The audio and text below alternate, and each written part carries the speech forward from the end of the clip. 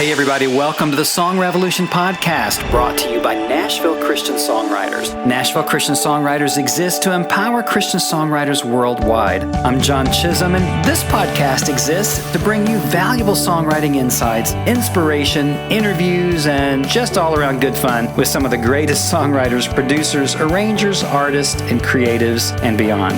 You can find out a whole lot more about us at NashvilleChristianSongwriters.com.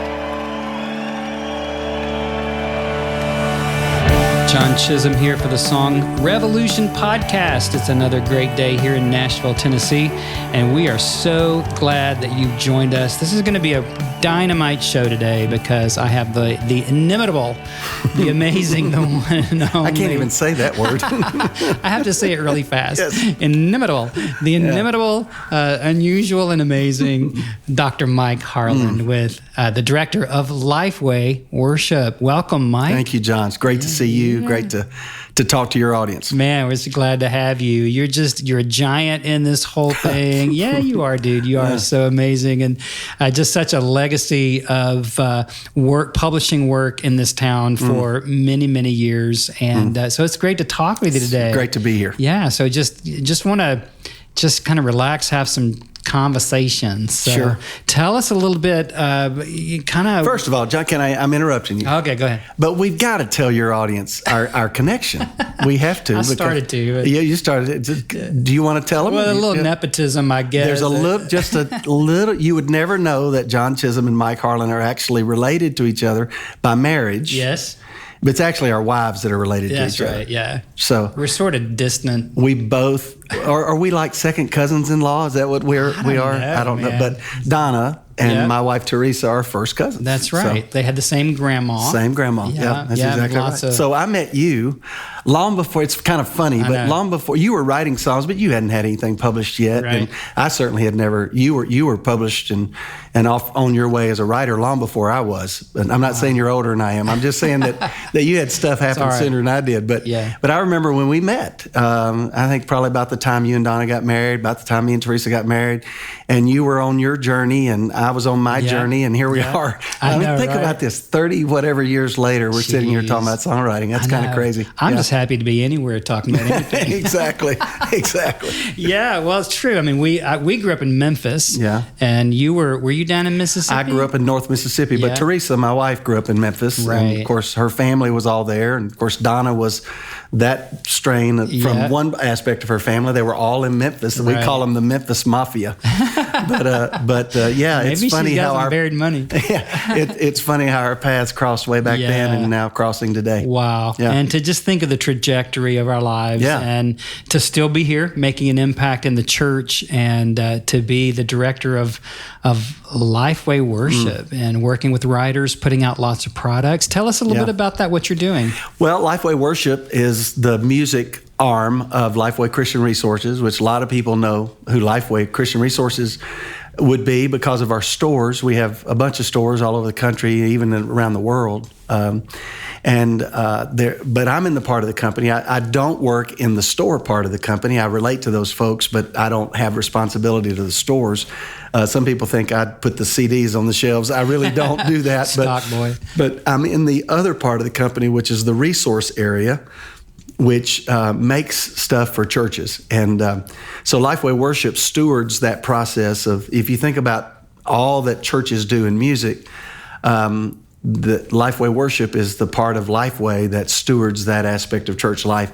And we do make, we are a publisher, and we have songwriters that are writing songs, and we are making product for choirs and orchestras and bands and all of that.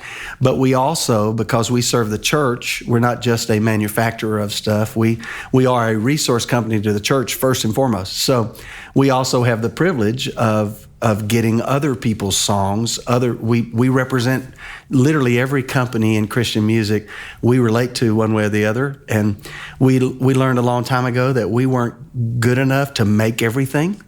So we kind of had this philosophy that whatever God is using and whatever the church is needing, we feel our responsibility is to get it to them. If it happens to be something we wrote or we made, great. That's a short path. But if it's something that somebody else is doing, we want to get that to the church just as eagerly, because at the end of the day, we exist. We are a ministry. We're a nonprofit company, and we exist to resource the church, period. We want to do that with a healthy business model just so we can keep doing it, but we're not primarily driven by a profit motivation. We don't have a board of directors. We don't have shareholders. We are a entity of the church, and that's the high calling that we have. I felt years ago a calling to ministry. I didn't lay that down when I came to LifeWay. This is just an expression of the same call I had all those years ago when you and I first met, and that was to lead people in worship. And now I do it from a different seat. But, wow, that's fantastic. But you actually came up through the ranks as a songwriter, and now here. How long have you been here? And maybe give us a little of that process. Well, it's the older you get, the longer it takes to tell this story. But I've been at LifeWay 12 years now. It's kind of hard for me to believe that, but I came to LifeWay from the church. I was associate pastor of worship, First Baptist Church, Carrollton, Texas, at the time I came to LifeWay, and I'd been in a worship pastor kind of role for 25 years. I got my master's degree in church music from New Orleans Seminary, and then from there began to serve churches in a worship pastor role. And along the way was writing songs that kind of wove its way into my ministry of what I was doing in a local church. And honestly, John, my story is a little different than probably some people. I came into songwriting from an industry perspective, kicking and screaming. I didn't set out to do this. I really didn't. I was writing songs, but really more of a devotional, personal thing for me. I'd be in the sanctuary of my church. I'd be reading a verse of scripture. I'd go to the piano and just begin to sing, and songs were being born, but I really wasn't. I didn't send them to publishers. I wasn't making demos. I was just, and then occasionally I would sing songs that I had written for an occasion or two. But I really never set out to be a songwriter. I just was writing songs that were on my heart. And I would tell people, looking back on those years, I might write 2 songs a year. In that season of my life, not really prolific at all, not really trying to be. Just that it was just an overflow from my life. And two artists come along in that journey, both really interesting. The first one was Brent Lamb, which I know you know Brent really well. Absolutely. Brent's uncle was minister of music of the church where I was, and I was his associate. Brent's uncle, Ron Lamb, and I had sung a song in church that Ron really liked that I'd written. And so he calls me over to his house one night, and literally Brent is sitting there. I didn't know Brent was going to be there, but he said, my nephew's in town, I want you to meet him. And of course I knew who Brent was, Household of Faith and some of the other things he had done. But I was kind of a little bit starstruck to meet somebody that was a contemporary Christian artist and with a mullet, I'll add, in case Brent's ever listens to this. Yours or his? No, his. I didn't have a mullet, but everybody knows Brent Lamb had a doozy, him and Stephen Curtis Chapman. But so Ron goes back to the back of the house and brings a guitar out and puts it in my hands and said, sing that song for Brent. And I went, what song are you talking about? The one you sang in church 2 weeks ago. And I sang the song, and it became the title song of his next record. Song called Side by Side. I don't even remember. Remember Brent's record that had his twin boys on the cover? I do remember. Well, it was that song. Hayden. And so Side by Side was the first song I had ever written, which I wrote for Teresa, my wife.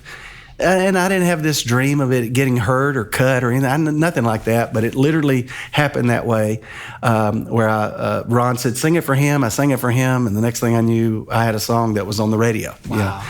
And then go 7 years after that, and an artist comes to my church and does a concert. And that night, it was kind of magical. We just kind of hit it off, just like a guy I didn't even know. And by the time that night was over and the dinner was over, we were best friends. He wound up moving to my church. And about 3 or 4 weeks after he had moved there and joined our church to base his ministry in our church, we go to lunch, and he says, hey, I hear you write songs. I said, yeah, I've written 2 or 3, Well, play me something. And I said, well, here's one I just finished. And I played this song for this artist, and I turned around and look at him. He's bawling his eyes out and says, I'm going to record that. Wow. And I went, why? And he said, hey, let's write down the chord chart and give me the lyric. I want to start singing that immediately. The artist was Luke Garrett, and the song was Playing Games at the Foot of the Cross. Nice. Which I had song. just written in a quiet time in my church. Had never sung it for anybody, never been performed. I said, oh, here's something I wrote the other day. And Luke winds up recording it, begins to sing it. Well, everybody has a story, right? So here's the story. About a month later, Luke is out on the road singing that song. He's at a conference in Memphis, the old J&J Choral Conference. Yeah. He was singing a concert at that, and he sang it in that conference. Well, Tom Fetke is in the room. And Fetke walks up to Luke and says, I want that song for a musical I'm writing right now. And Luke says, well, I didn't write it. Well, who did write it? He gave him my name, gave him my phone number. And that next day, Tom Fetke calls me at home and says, I want that song. Wow. Well, I didn't have a publisher. And of course, I knew who I started, as a matter of fact, I didn't even believe it was him when he first told me who it was. And long story short, I wound up being introduced to Niles Borup. And Niles heard that song, decided he wanted to publish it. Word wound up using it in a musical, did it as an anthem. It was incredibly successful as an anthem. The thing just absolutely took off. And Niles then began to say, hey, I want to hear more things that you've written.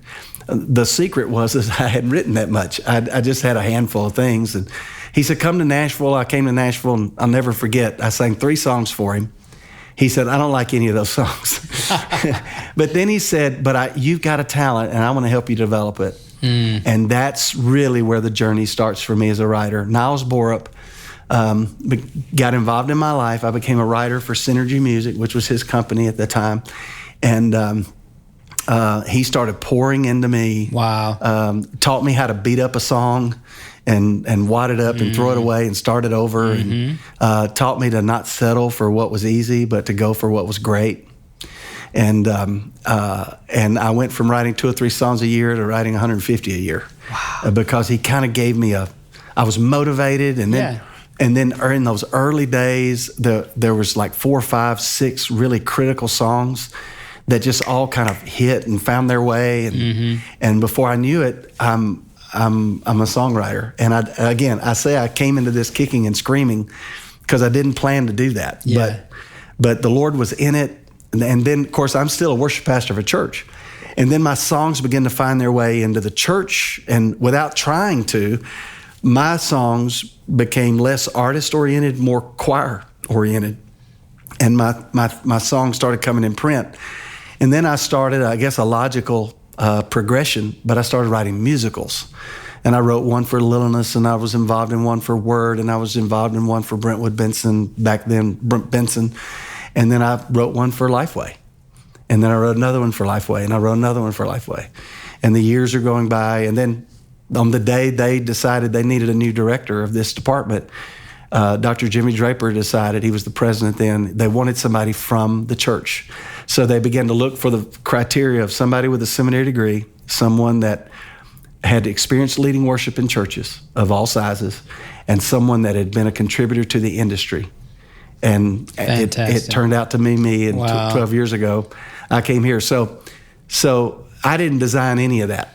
If you were looking for the book of how do you get to Nashville into it, I can't. How do you get Mike Harland's job? I can't write that book because I didn't write this one. Wow. And God just did it, and I'm still amazed. Wow. Still amazed. That's a beautiful story. I don't know if you know my story a whole lot, but we moved here to take a church job in 1983, fall of 83. The job fell through. We had $40 and no place to live. Wow. And in a couple of months, my precious wife, Donna, that we mentioned earlier, she said we'd had such a weird first 3 years of our marriage. And it's like, worked in 4 churches in 3 years, right? And it's like, when is this insanity going to stop? And she said, can't we just stay here and be normal people? So I wound up with a paper route, throwing papers out of the car at 3 a.m. and made $60 a week.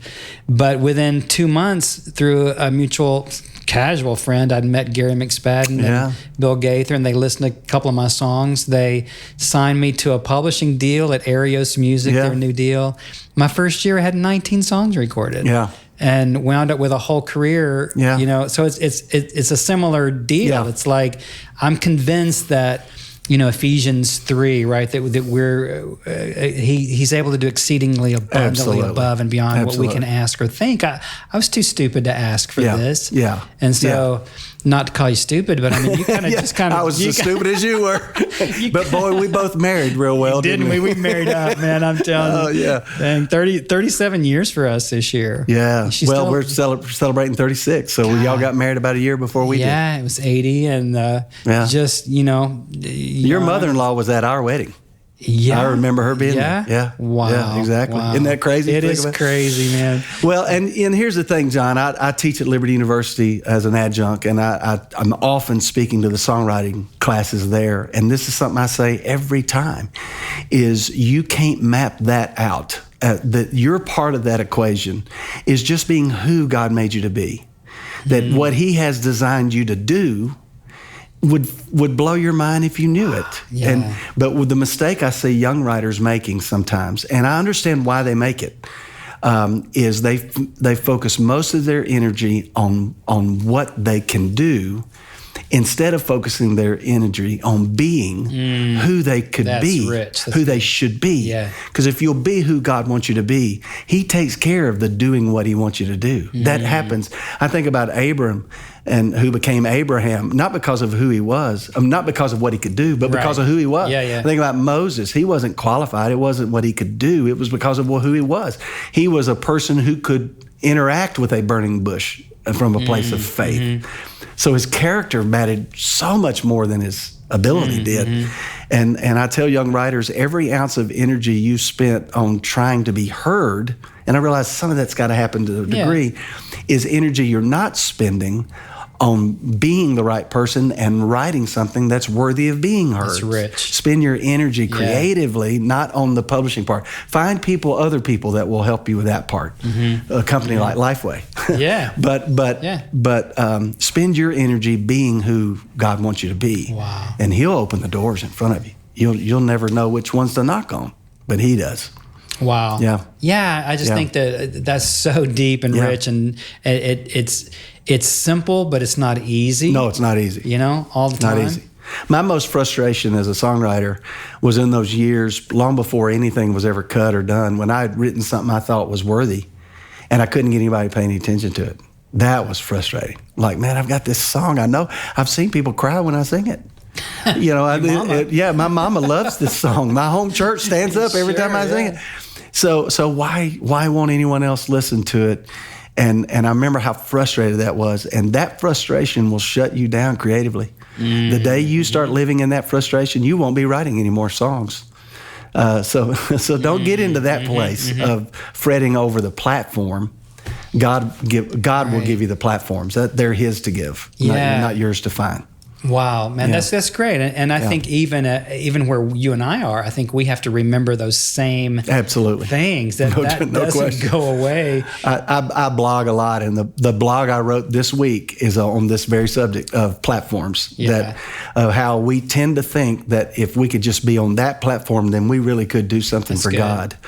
And what we forget is that He is the platform.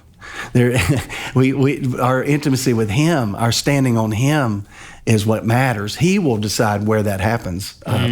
So anyway. That's great. So worshiplife.com is that's our blog site. That's the blogs. I've had the privilege of we've loved your blog. Doing some blogs. I need to do some more. Yeah, we'd love to hear more from you. Trying to do Nashville Christian Songwriters. I get it. Well, tell us a little bit if you want to talk about worshiplife.com, or kind of what you're doing, what you're involved with, and just maybe some of the writers you work with. Happily. What's going on? Conferences? I'd love to. LifeWay Worship, sort of like LifeWay, we're a very diverse company. We sell other people's music, so there's an aspect of our work where we're representing Word and Brentwood Benson and Lorenz and on we could go.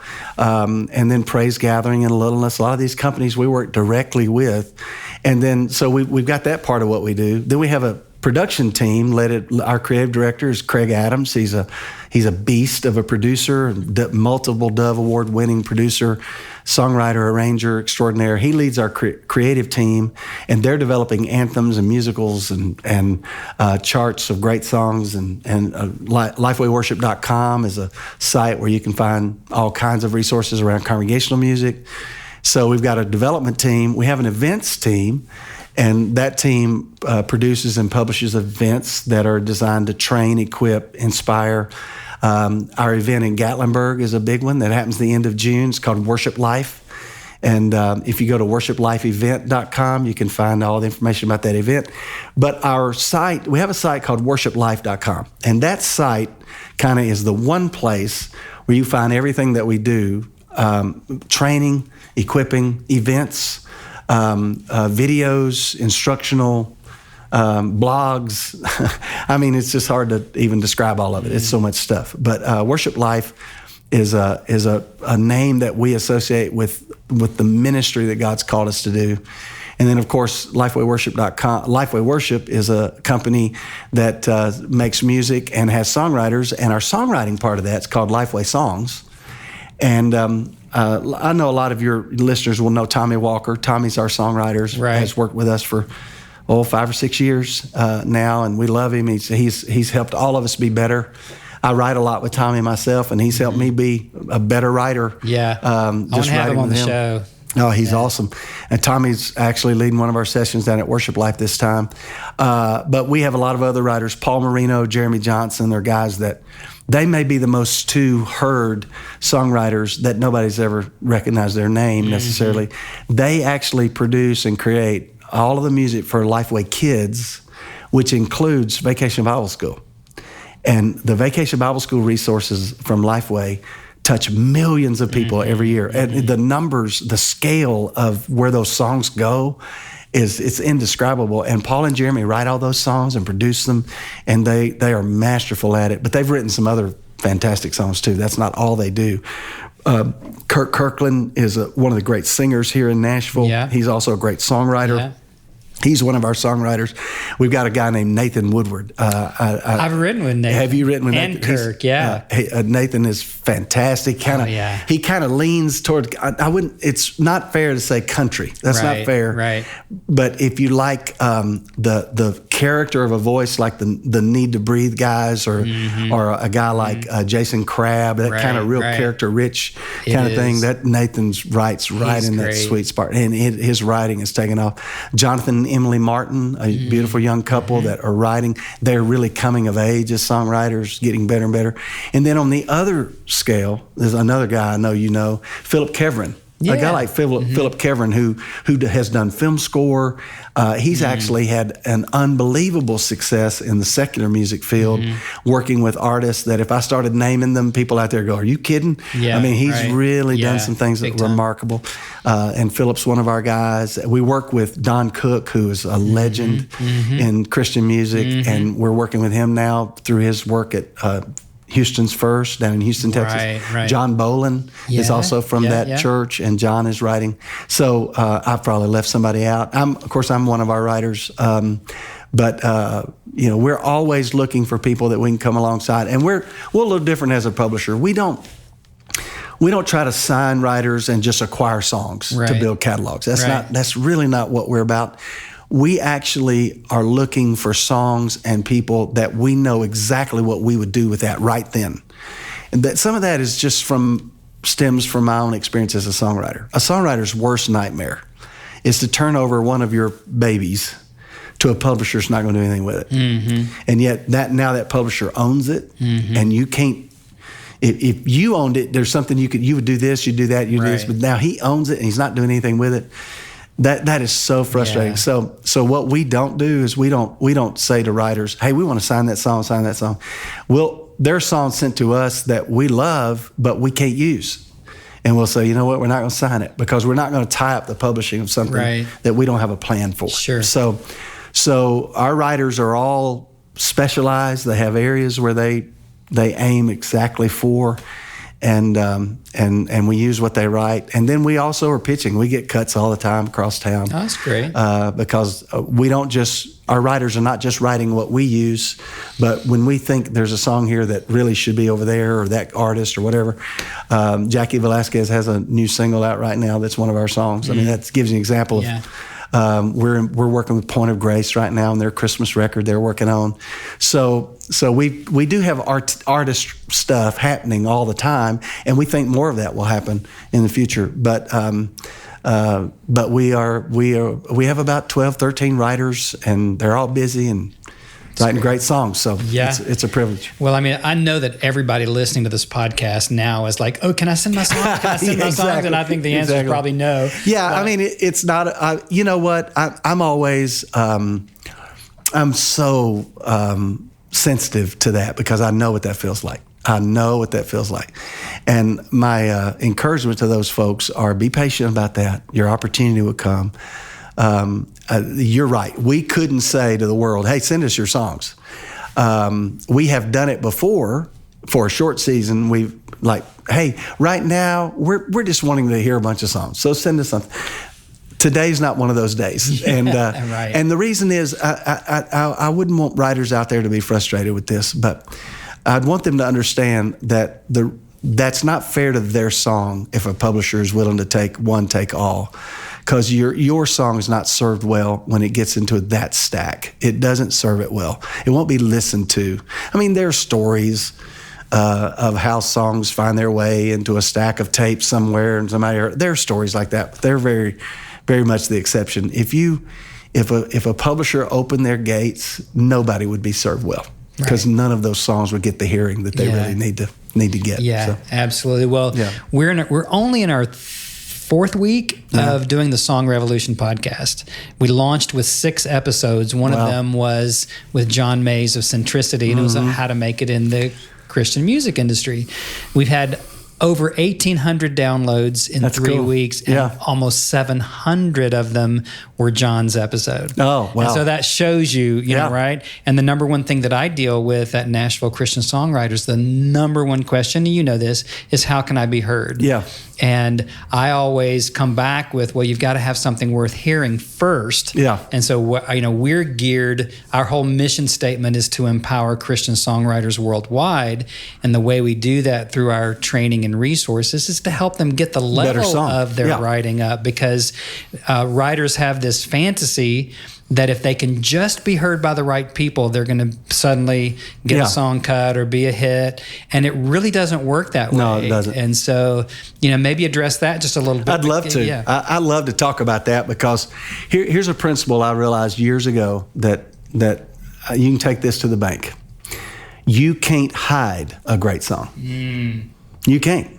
If you write a great song and all you've got to do is write it and sing it where you are, and it will be heard. And I have a couple examples I usually tell about that. A struggling ex-Catholic priest writes a song in his dorm room. And next year we'll celebrate the 500th anniversary of A Mighty Fortress Is Our God. Now, we're not singing A Mighty Fortress Is Our God because he knew the right publisher to send it to. The reason we're still singing A Mighty Fortress Is Our God, which, by the way, you wrote a beautiful thing that Steve Green did on the front of that. Thank you. Yeah, I just remember that. The reason we still sing it is because it's great. It's great, and in God's providence, it is intended to be sung. And I just want to take myself imagination into that room when Martin Luther first wrote it. I don't think he was worried that night about whether or not it would ever get heard, because that wasn't the point of it. Right. So God becomes the publicist, really. I mean, there are companies that are in the process, but God is the one that helps song find their way. And then the other example I always like to give, more in the modern setting, is there's this little Disciple Now band. That's what I called them, in Dallas, Texas. That's just going church to church to church every weekend, doing a 2-hour concert and getting $250. And they do that for 10 years. And one of them's grandfather dies, and he writes a song about his grandfather. And he just sings it in the places where they're singing. And Mercy Me is born, and I Can Only Imagine is a song that everybody that listening to this knows. All right, so what's the lesson here? The lesson is if you'll write that song, and to your point, that has that quality and nature about it that sometimes, quite frankly, even song publishers can't fully describe. It's an inherent quality that God somehow puts inside a song that is intended to be heard. Then all you've got to do as a songwriter is sing it where you are. If it's a small group Bible study with 6 people, if it's at a church fellowship after church, if it's at a youth revival, if it's a Disciple Now concert, whatever it is, just write the song and be faithful to sing it where you are. And if it's great, Nashville will find you. You don't have to find Nashville. Nashville will find you because those songs can't be hidden. This person hears it, that person hears it, they talk about it, you sing it here, that person starts singing it, and on and on and on it goes, and it finds its way. And that's literally how it happens. So this idea that if I could just know the right person, if I could just be heard, and you might make some connections, and there you might see some results, but if the song's not great, it's not going to matter long.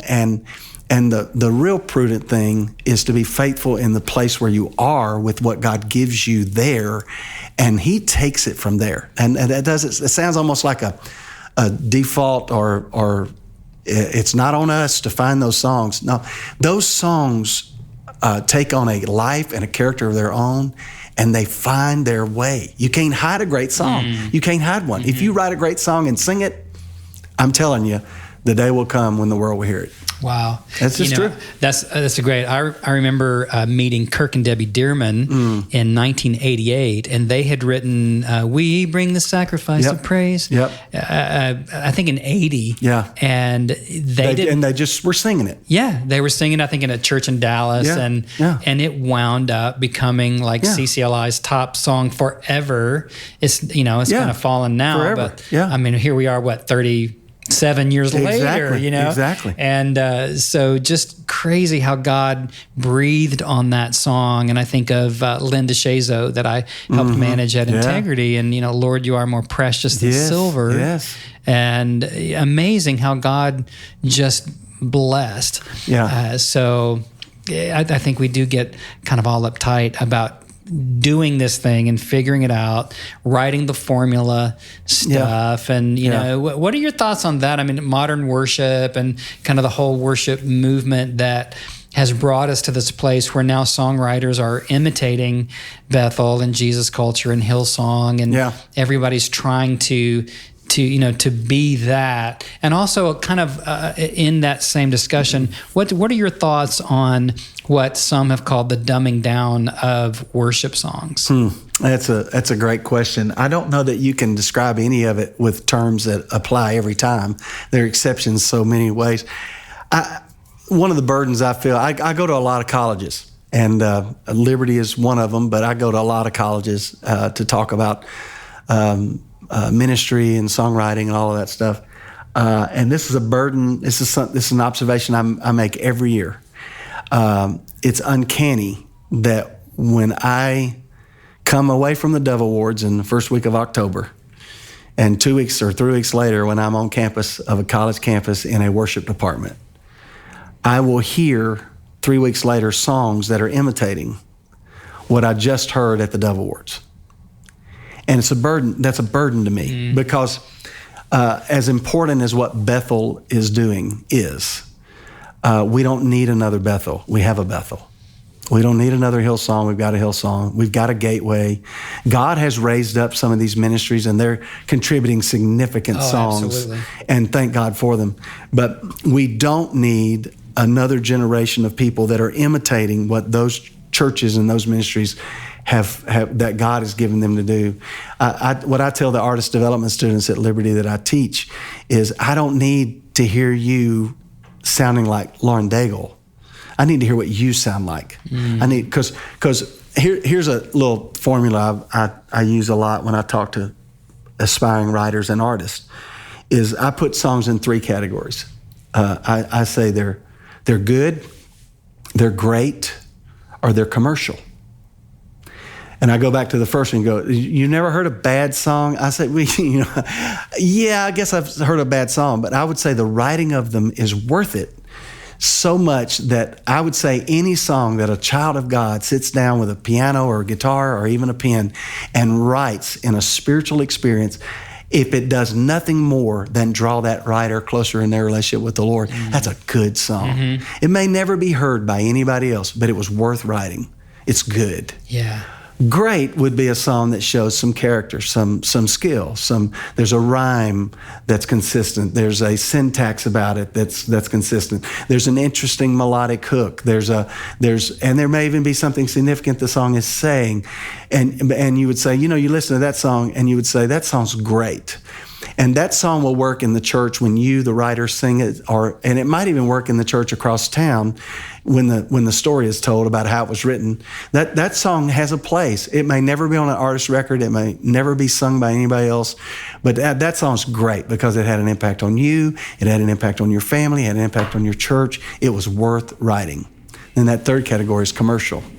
Well, the biggest difference between great and commercial, a commercial bears all of those same traits. It's well-crafted, it's written, it's not clunky, it's clear, it's theologically sound. It has all these attributes about it. But here's the differentiator most of the time. It's unique. It's just saying something that hasn't been said that way. It's saying something that is done in a refreshing way, a way that makes me sit up and want to hear it a little more. There's a uniqueness about it.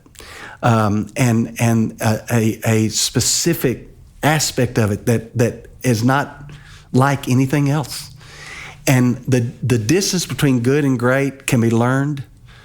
The distance between great and commercial, I don't know you can learn that difference, but if you're just replicating the greatness of other songs, then you'll never get to commercial. You'll never motivate me as a publisher to publish your song if your song sounds like every other song I've heard that year. I love Holy Spirit, the Bethel tune. I don't need another one of those. I've got Holy Spirit. I need a song and the reason I love that song is because it's been a long time since they sung that with that much passion and intimacy, and we sang to acknowledging that aspect of the Trinity beautifully. My nephew used that song in his wedding, and it was one of the most beautiful things in that wedding. Loved it. But I don't need another one of those. Yeah, I've got like that one. Good Father. Exactly. Everybody's trying to imitate that. I don't need another one of those. I don't need something that imitates it musically, and I don't need something that imitates it lyrically. I need something that's new and different. And that is the difference between great and commercial. Is it unique? Because I hear songs all the time, younger writers, and when I hear the demo, it's beautifully produced. They can sing, they can play, but gosh, that's just like 10 other songs that I've already heard. Right. And I'll pass on that song, even though there's nothing wrong with it. I'd tell the writer, there's nothing in the world wrong with that song. It's so good. I bet you get a great reaction when you sing it. But I can't invest in it because I've got 10 others just like it that I can't. So the difference between good and great and commercial is something that writers need to be aware of and need to understand that the unique aspects of a song is what makes it commercial. Wow, that's great. Yeah. Great. Okay, I'm gonna jump subjects just a little bit here for you. How can I say this? The national hymn writer of China is a woman named Zhao Min. And Zhao Min was a peasant girl on whom, shall we say, God has literally, she's basically uneducated, certainly didn't know songwriting skills. She has written, I don't remember if it's 8,000 hymns. Her songs are sung in every house church and the state church in China. Uneducated, never took a songwriting class in her life. And she is the one person that I could look at in all the world and say, God gives her songs. She'd be out in the field with, I don't know how she did it, but from total obscurity in the field to becoming the national hymn writer for China. Amazing. And that's so unusual, isn't it? It's pretty interesting. But it also points to the reality that there's all kinds of education. She may be uneducated in one sense, but she's a student of something. because what we write and create is an overflow of what we take into our lives, what we take into. So I don't know her personally. I've heard that story before. Yeah. I bet she is a student of the Word of God. I bet she is in deep and stays long for that much. Yeah. For that much prolific, like somebody like a Fanny Crosby. Exactly. That's who turns out to be one of the great theologians of her era. We think of her as the hymn writer, but good Lord, did she have some insight theologically? Yes, she did. And she didn't get that in school. She got that in another way as a student. Did you know she had to write under 27 pseudonyms? Oh, yeah. Oh, yeah. Is that crazy? Yeah. And we're still finding, they are still finding lyrics of Fanny Crosby that have never been published. Wow. Thousands of them. Wow. So yeah, it's if you're going to be a creator, you're a student of you're a student for a long time. So you guys are going to do a project with the lost Fanny Crosby? Well, there are a lot of people talking about those, and it's been, unfortunately, it's been kind of a complicated conversation because who owns it and where, you know how muckety muck it can get sometime, and it's not been easy to figure out what to do with them. But there's been I can just tell you, there's been a lot of stuff found from Fanny that nobody's ever heard. Wow. Yeah. Wow. Yeah, is it held by a trust or? Yeah, it's complicated. I don't even know every specific detail of it, but it's kind of a complicated thing. Not quite sure what to do with it. Well, so the discussion then, and I love your perspective on that Xiao Min, is getting this from somewhere, but the number one thing people say to me is God gave me the song. How many times have you heard that? Absolutely. And then I try to be very nice. Sometimes I think inside, a couple of things. It's like, okay, number one, don't blame that on God. That's kind of one of them. Well, the one I always use is I don't think he did, because I believe he would have written a better song than that. Right. Exactly. Right. Or the other one is like, well, I guess he gave it to you because he didn't want it anymore. Exactly. But all snarkiness aside. And by the way, I've written some of those myself. Me too. So, yeah, exactly. Me too. So, what do you say when it comes to the craft and learning the craft and some tips? I don't believe in tips, tricks, and hacks. I think that's just stupid. But because this stuff is hard won for all of us. But do you have anything that you'd say to our writers, that might just help them a little bit on their journey that as they're listening to this today? Well, I want to say one thing that I think is important for writers to hear, and I think we undervalue the process of writing songs, the impact that has on you, the writer, and that's why, to reiterate what I said a minute ago, I don't think there's any such thing as a bad song. There's a song that may not be commercial. There's a song that may not be great. It may not even be good in a technical sense, but the process of sitting down with pen and paper or with instrument and writing, pouring your heart out to God in song. We have 72 Psalms in the Psalter that David wrote, attributed to David. How many do you think he wrote in his lifetime? 10,000? If you were watching sheep all day long, you'd probably write a lot of songs. Yeah, absolutely. Why don't we hear the rest of them? Well, because they were for him. And I would tell any writer out there, I would always ask writers this question: is it enough for you as a writer? Are you grateful for the craft and the opportunity to write if God is the only one that ever hears it? And I would say, and if you don't get there as a songwriter, you may not deserve to write one everybody else hears. But when you get to the place where you can so appreciate the process of what it does in you as you sing it for him, if you get to the point where that becomes its own reward, now you're ready to write a great song the rest of us can hear. So I don't want to minimize anybody that's writing anything, whether it's a 6-line sonnet or whatever it is. If it's coming out of your heart for God, it was worth writing and important that you write it. But beyond that, craftsmanship-wise, yes, we are looking for songs that make sense. We're looking for songs that say something that's true, that's biblical. We're looking for songs that have a good vocabulary of words that are all stylistically linked to each other. That they're not all over the map, but there's a sense about what they do and how they say it. There's a syntax about it, a rhyme structure that is consistent. And then musically, a lot of those same attributes. An interesting chord progression with a melody that has shape and architecture that is memorable. If you come to me with a song that you've written and sing it for me once, 10 minutes later, can I hum that melody back? Is it that kind of, And so, yes, there are things to look for lyrically and musically that represent craftsmanship. And yes, to the work that you do as you're helping writers develop that's important that writers do that. There's a quote attributed to Abraham Lincoln. Of course, there's this also fun thing that people attribute all these quotes to Abraham Lincoln, whether he said them or not. But here's one that I've heard attributed to him. When asked President Lincoln, what would you do if you had 4 hours to cut wood? He said, I'd sharpen my axe for 3. I would spend the first 3 hours sharpening my axe. And I would say to any songwriter out there, sharpen your axe, sharpen it, learn, go to conferences like the one you're doing, go to places like Worship Life, go to these places where you can listen to people. I think about Sue Smith and Write About Jesus, one of the great conferences I know about.